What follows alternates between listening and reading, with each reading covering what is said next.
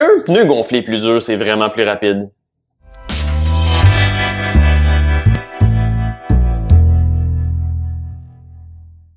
Bon, on a vu dans la dernière capsule que la perte qui est créée par la déformation du pneu diminue quand on augmente la pression dans les pneus. Mais pourquoi on entend de plus en plus de gens vanter les mérites d'avoir une pression plus basse alors que c'est contradictoire à ce qui est dit en laboratoire? Parce qu'à moins que vous rouliez juste dans un laboratoire sur des cylindres métalliques, ben vous avez juste la moitié de l'équation totale de la résistance au roulement.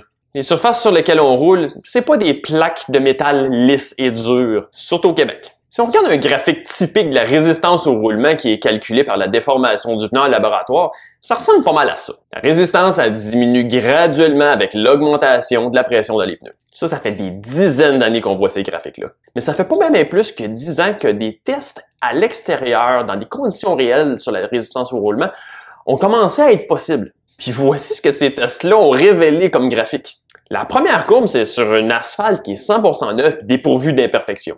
Chose qui est assez rare au Québec. Au début du graphique, on peut observer que la tendance est assez similaire à la courbe théorique, mais toujours un petit peu plus haut. Mais arrivé à un certain point, la courbe bifurque drastiquement vers le haut. Là, elle prend une tangente qui est complètement opposée où ce que la résistance au roulement monte en flèche. Bref, le point le plus bas sur le graphique où ce qui se passe la bifurcation, c'est là que la résistance au roulement est le plus bas. Donc, c'est là que la pression est idéale. Est-ce qu'on peut encore prétendre qu'un pneu gonflé à bloc, c'est plus rapide? Absolument pas. Pire que ça. Si on part du point de bifurcation de la pression idéale, ils ont fait des tests avec 10 PSI au-dessus et 10 PSI en dessous de cette pression idéale. Et la résistance était passablement plus élevée avec 10 PSI de trop que 10 PSI en bas. Bref, côté performance, c'est moins pire de se tromper avec une pression trop basse qu'une pression trop élevée. C'est le monde à l'envers! Et là, c'est pour une chaussée neuve dans des conditions idéales. Mais si on fait la même chose sur une chaussée normale où il y a des craquelures et des imperfections, ben la courbe a passablement la même forme, mais la résistance globale est vraiment plus élevée, ce qui est tout à fait normal. Mais surtout, le point de bifurcation de la pression idéale arrive à une pression beaucoup plus basse. Puis si on pousse l'expérience sur une chaussée qui est en vraiment mauvais état, dans le cas de ce test, ils ont pris une chaussée qui a été machinée juste avant de faire un resurfaçage d'asphalte. Ce qui est quand même moins pire que des routes de pavés comme en Paris-Roubaix, disons. Ben, le point de bifurcation était même pas détectable. Parce que plus on baissait la pression de notre pneu, plus la résistance au roulement diminuait.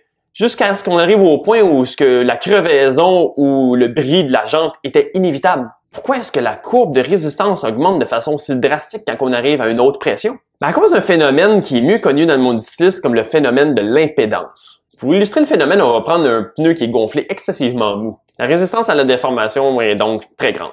Mais si on roule sur une imperfection de la route, ben l'imperfection est totalement absorbée par le pneu. Donc ça augmente la perte par la déformation du pneu, mais aussi ça isole la perte à la déformation du pneu. Si on augmente drastiquement la pression des pneus, qu'est-ce qui arrive? Mais si on passe sur la même imperfection, le pneu va beaucoup moins l'absorber. Le pneu va donc se déformer pas mal moins et ce qui va arriver, c'est que ça va forcer tout le système, donc le vélo et le cycliste, à faire le mouvement vers le haut pour passer par-dessus l'imperfection. Puis même si ça paraît petit comme mouvement, ben des micro-mouvements comme ça qui peuvent se chiffrer à centaines ou milliers par seconde, ben ça s'accumule. Ça crée alors une vibration haute fréquence qui est transmise dans le vélo et dans le cycliste. D'où le terme impédance qui a été emprunté au domaine de l'électricité. Dans le fond, un pneu gonflé dur, oui, ça diminue les pertes liées à la déformation du pneu, mais seulement parce qu'il en absorbe moins d'origine. L'énergie est juste transférée au vélo et au cycliste à la place. Je l'ai déjà dit, rien ne se perd, rien ne se crée, tout se transfère. Mais pourquoi c'est si mauvais pour la performance de transmettre les chocs au vélo et au cycliste à la place? Ben, si on revient à la prémisse de la dernière capsule qui dit que dans le fond, le pneu, en se déformant, absorbe de l'énergie et en retourne une bonne partie, mais pas au total, ben, le retour d'énergie qui est procuré par le pneu est immensément plus grand que le retour d'énergie qui va être offert par le cadre ou les roues ou le corps du cycliste. L'énergie cinétique qui est transférée dans votre vélo ou dans votre corps, ben son retour, c'est à peu près de 0. Si on vient à l'exemple de la balle qu'on fait rebondir au sol pour voir le retour d'énergie, si ça c'est le pneu, ben essayez de faire la même chose avec un cadre de vélo ou un cycliste immobile, voir jusqu'où il va rebondir. Et si on revient à la visualisation graphique, ben dans le fond, oui. Plus la pression dans les pneus va être élevée, plus la perte liée à la déformation du pneu va être faible. Mais plus la pression est élevée, plus la perte par impédance va être grande. La pression idéale, dans ce fond, elle se situe dans la balance entre les deux où ce que la résistance au roulement va être le plus bas. C'est quoi la pression idéale? Ben ça, c'est la question que si quelqu'un vous donne une réponse rapide sans demander de contexte, ben il sait pas de quoi il parle. La pression idéale va vraiment varier en fonction de plusieurs facteurs. Il y a des facteurs qui sont peu ou pas variables comme la dimension du pneu, le poids du cycliste et de son équipement. Puis il y a des facteurs qui sont beaucoup plus variables potentiellement, comme la chaussée sur laquelle vous roulez justement.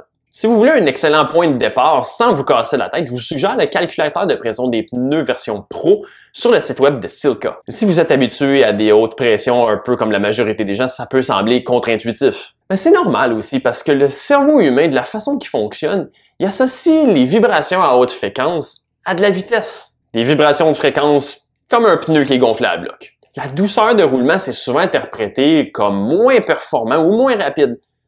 Même si on peut mesurer que c'est pas le cas. On est tous dans le même bateau, c'est de même que le cerveau fonctionne. Mais je peux quand même vous donner 2 ou 3 exemples. Ben, moi qui pèse 150 livres, quand je m'en vais faire du vélo de route, mettons avec un pneu 700 par 25, je mets jamais plus que 90 PSI. Si je mets des pneus 700 par 30 pour aller faire le petit train du Nord, jamais plus que 65 PSI. Puis en gravel bike sur un sentier avec des pneus 700 par 45, j'ai un entour de 26 PSI. Vous trouvez ça bas? Vous avez peur des crevaisons? Ça, c'est un argument qui est souvent donné par les réfractaires à des plus basses pressions. Que ça augmente les chances de crevaison par pincement. C'est pas faux comme tel, mais si vous avez le bon pneu dans les bonnes conditions, à la bonne pression, ce sera pas un problème non plus. En revanche, une pression trop élevée, ça augmente vos chances de crevaison par perforation. Vous l'avez pas vu venir celle-là, hein? Oui, pour 2 raisons. Mais comme on expliquait, un pneu qui est plus souple va mieux assimiler les imperfections de la route. Mais c'est vrai aussi pour des débris coupants qui pourraient perforer le pneu. Ils peuvent plus facilement passer par-dessus sans s'enfoncer dans le pneu. Aussi, n'importe quel tissu sous tension est plus facile à perforer. Essayez de déchirer un morceau de tissu mou pas sous tension avec un X-Acto. Vous allez voir que si vous tirez et vous lui donnez de la tension, ça va être pas mal plus facile à déchirer. La semaine prochaine, on va parler des choix des pneus, des différentes constructions et des avantages et des inconvénients de chacun. Entre-temps, n'hésitez pas à laisser vos questions et vos commentaires. Si vous avez besoin d'un positionnement ou vous aimeriez avoir davantage de contenu geek, n'hésitez pas à aimer ma page Facebook. On se voit la semaine prochaine.